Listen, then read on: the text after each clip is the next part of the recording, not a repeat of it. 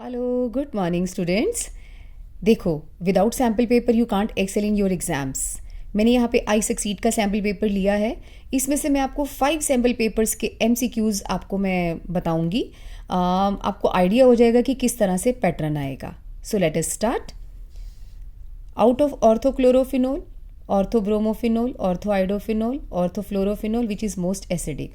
आपको पता है जो सबसे ज़्यादा इलेक्ट्रोनेगेटिव होगा ना, जितना ज़्यादा इलेक्ट्रोनेगेटिव होगा एसिडिक करेक्टर उतना ज़्यादा होता है। बट यहाँ पे आंसर ऑर्थोफ्लोरो नहीं है, बिकॉज ऑर्थोफ्लोरोफिनोल की स्ट्रक्चर हो गई ये वाली, राइट। इन दोनों के बीच में गैप कम है, तो इंट्रामॉलिकुलर H बॉन्डिंग की वजह से ये अपना इलेक्ट्रॉन विथड्रॉइंग करेक्टर शो नहीं कर पाएगा प्रॉपरली, तो इसलिए ऑर्थोक्लोरो वाला आंसर होगा, बी आंसर है। विच of the following alkyl halide is hydrolysed bye SN2? Concentrate on SN2. SN2 is being shown by primary, then secondary, then tertiary. इनमें से ये तो हो गया आपका बेंजाइल ब्रोमाइड, ये एलाइल हो गया, ये CH3Br, ये CH3 होल थ्राइस ये टर्शरी है, ये तो हो नहीं सकता। इन दोनों का कार्बोकटायन ज़्यादा स्टेबल एंड मोर ओवर ज़्यादा रश पसंद नहीं होता। रश का मतलब स्टीरिक हिंड्रेंस, आपके SN2 को पसंद नहीं है, तो आंसर कौन सा बचा? CH3Br। Next is generally transition elements form colored salts due to presence of unpaired electrons. Which of the following compounds will be colored in solid state? C. Ag2SO4 में सिल्वर का ऑक्सीडेशन स्टेट +1 है और इसकी configuration हो जाएगी 4d10। Copper की +2 है 3d9, zinc की 3d10 और कॉपर 2 की भी आपकी हो जाएगी 3d10। तो ये वाला है, क्योंकि कलर्ड होने के लिए पार्टली फिल्ड डी सबशेल होना चाहिए। इसमें 3d9 कन्फिगरेशन है, 3d10, 3d10, 4d10, तो ये शो नहीं करेंगे। नेक्स्ट है which radio active isotope would have smaller half life? C14 का या C13 का? How to find the answer? Given rate constant for C14 का इतना रेट कांस्टेंट है और 13 का ये है। इन दोनों में से रेट कांस्टेंट ये ज़्यादा है, यानी कि जल्दी जल्दी डिग्रेड होगा, तो स्मॉलर हाफ लाइफ इसके वाले को होगा, 13 वाले का। सो आंसर है ए आपका। कंसीडर द फॉलोइंग ग्राफ, इधर लैम्डा m है, इधर √C है। Here the limiting molar conductivities. आपको पता है जीरो कंसेंट्रेशन पर जो भी मोलर कंडक्टिविटी होगी ना, उसी को बोलते हैं limiting molar conductivity.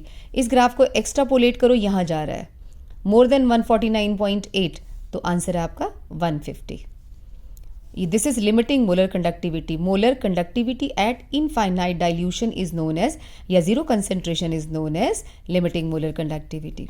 For the reaction A to P, the rate of reaction increases 8 times when the concentration of reactant increases 4 times. ये 4 time concentration increase की rate हो गई 8 times. तो इसकी हम पावर कितना लगाएं कि आंसर 8 आए? देखो, अगर आप पावर 1 लगाते हो तो आंसर 4 आएगा, अगर आप पावर 2 लगाते हो तो 4 × 4 कितना आएगा? 16। तो इसका मतलब ये 2 और 1 के बीच में होना चाहिए, कितना? 1.5। नेक्स्ट है arrange the following in increasing order of their basicity. Basicity सबसे ज़्यादा बेसिक कौन होता है? सेकेंडरी वाला, डाइएथाइलमीन। फिर 2 मिथाइल 2 प्रोपेन अमीन, इसकी स्ट्रक्चर बनाएंगे हम लोग। ये 2 पर ही आपका मिथाइल है और 2 पर ही आपका एमीन है, NH2। ठीक है, तो ये आपका हो गया प्राइमरी, ये हो गया सेकेंडरी, ये अमोनिया। तो सबसे ज़्यादा सेकेंडरी होता है, फिर आपका B होगा, फिर A। इंक्रीजिंग ऑर्डर है, इंक्रीजिंग में सबसे ज़्यादा जो है लास्ट पे होना चाहिए, तो लास्ट पे डाइथाइलेमीन C होना चाहिए। ये C है, फिर B है, फिर A है। ये देखो लेस देन के निशाने हैं, ध्यान रखना इंक्रीजिंग ऑर्डर में लेस देन के निशाने होते हैं, तो ये और ये तो बिल्कुल नहीं हो सकता, राइट। तो ये A आंसर है। The CFSE of nickel tetracyanidonickelate is इतना और इसका दे रखा है इतना। ध्यान से देखो, ये 4 है, इसमें डेल्टा O इस वाले में होगा ऑक्टाहेड्रल में, और ये जो 8000 है ये डेल्टा T है, और फॉर्मूला है डेल्टा T = 4/9 × डेल्टा O, और हमें दिया किसका हुआ है? डेल्टा T का, राइट। और निकालना किसका? डेल्टा O का। यहाँ पे आप वैल्यू पुट कर दो 8000, आंसर आ जाएगा 18000। ये आंसर है आपका। उल्टा भी हो सकता है, बट आपने ध्यान रखना ये वाला formula may be delta O given हो, डेल्टा T आपको कैलकुलेट करना हो। What would be the product of the following reaction? इस रिएक्शन का प्रोडक्ट क्या होगा? इसमें HI के साथ रिएक्शन करवाएंगे हम लोग। आपको पता है जो I होता है ना, कहते हैं मैं स्मॉलर पोर्शन के साथ जाऊंगा, इसके साथ I जाएगा और यहाँ पे H आएगा। ऑप्शन देख लो कौन सी बनती है, ये रही C2CH, इट हैपन्स, कोई बात नहीं, CH3CH2I और ये आपका दो प्रोडक्ट बनेंगे। इसका लॉजिक क्या है, ये SN1 मैकेनिज्म फॉलो करता है। जब भी किसी ईथर की HI के साथ हम लोग रिएक्शन करवाते हैं तो I स्मॉलर पोर्शन के साथ जाता है और H बिगर पोर्शन के साथ जाता है बिकॉज ऑफ स्टीरिक हिंड्रेंस। लेकिन टर्शरी में उल्टा होता है, आपको पता होगा। The which of the following statement is not correct for amines. The angle of CNC for tri methyl amine is 108। याद करो अमोनिया का 107 होता है, ये सारा फैमिली अमोनिया का ही तो है, तो ये करेक्ट स्टेटमेंट है। Methyl amine is weaker base than MEOH। Sorry, ये जो है MEOH जो है ये एसिडिक इन नेचर होता है, तो ये वीक बेस कैसे हो सकता है? This is the wrong statement. But फिर भी दो नेक्स्ट पढ़ लेनी चाहिए, क्या पता कई बार हमारी कोई छोटी सी मिस्टेक हो रही होती है। The amine formed has 1 carbon atom less than parent primary amide in Hofmann. Yes. N-ethyl benzene sulfonamide is soluble in alkaline medium. N-ethyl benzene sulfonamide is soluble in, yes, this is also true, right? क्योंकि इसमें एक H होता है जो इसलिए soluble हो जाता है ये। CH3CH2OH can be converted into this। आपको पता है अल्कोहल से एल्डिहाइड बनाना हो तो ऑक्सीडेशन करनी पड़ती है, तो लीला तो रिड्यूसिंग एजेंट है, ये भी नहीं। पिरीडीन क्लोरोक्रोमेट, KMnO4 के साथ तो बिल्कुल नहीं करेंगे बिकॉज ये एसिड बना देगा, तो आंसर है PCC। PCC में ये इस स्टेप तक रुक जाती है। नेक्स्ट है हमारा consider the following graph for zero order reaction. ये हमारा ग्राफ है जीरो ऑर्डर का। इंटरसेप्ट और स्लोप का पता लगाना है, इसके लिए हमें पहले ना इक्वेशन पता होनी चाहिए। It is KT equal to initial concentration minus बची हुई concentration, right.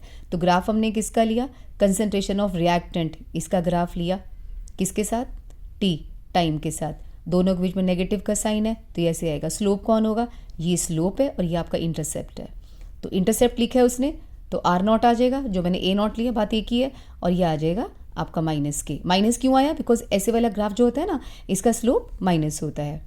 According to postulates of Werner's theory for coordination compounds which of the following is true. Primary valencies are ionizable, secondary valencies तो coordination number होती है, no these are not ionizable. True बताना है तो यही answer है A। Rosenmund reaction gives, Rosenmund याद करो हमें उससे क्या मिलता है, रोजेनमंड से हमको एल्डिहाइड मिलता है, किससे, RCOCl से, और हमें मिलता है RCHO, मीन्स जो Cl है वो रिप्लेस हो जाता है आपका H से। तो रोजेनमंड रिएक्शन हमें क्या देता है, एल्डिहाइड, किससे देता है, एसिड क्लोराइड से। चलो इसी बहाने आपकी एक नेम रिएक्शन और लर्न होगी आपको। Rosenmund is very important reaction, you know. Next है असर्शन रीजन। अगर दोनों करेक्ट हैं, R is the correct explanation of A, I think सबने पढ़ रखा होगा, क्यों टाइम वेस्ट करना। असर्शन है phenols give ortho and para nitrophenol on nitration with concentrated. अगर हम फिनोल को कंसनट्रेटेड HNO3 के साथ रिएक्शन करवाते हैं तो पिक्रिक एसिड बनता है, ठीक है। सो इसने कहा ऑर्थो और पैरा बन रहा है, रॉन्ग है ये स्टेटमेंट, मतलब ये बनना चाहिए था लेकिन बन नहीं रहा। OH group in phenol is ortho para directing, yes ये ट्रू है, तो आपका है एसर्शन इनकरेक्ट है, R करेक्ट है, तो डी आंसर आएगा आपका। नेक्स्ट है given below are two statements labelled as assertion and reason, all naturally occurring alpha amino acids except glycine are optically active, very true statement. Most naturally occurring amino acids have L configuration, ये भी right statement है, but ये इसकी explanation नहीं है, तो answer B आएगा। L configuration का मीनिंग समझ लो क्या होता है। L मीन्स जो कार्बन है, कायरल कार्बन, उसके ऊपर NH2 group should be on the left hand side. देखो अमाइनो एसिड्स में दोनों ग्रुप्स होते हैं, अगर NH2 group left hand side पे हो तो L कॉन्फ़िगरेशन कहते हैं, येस दे डू हैव।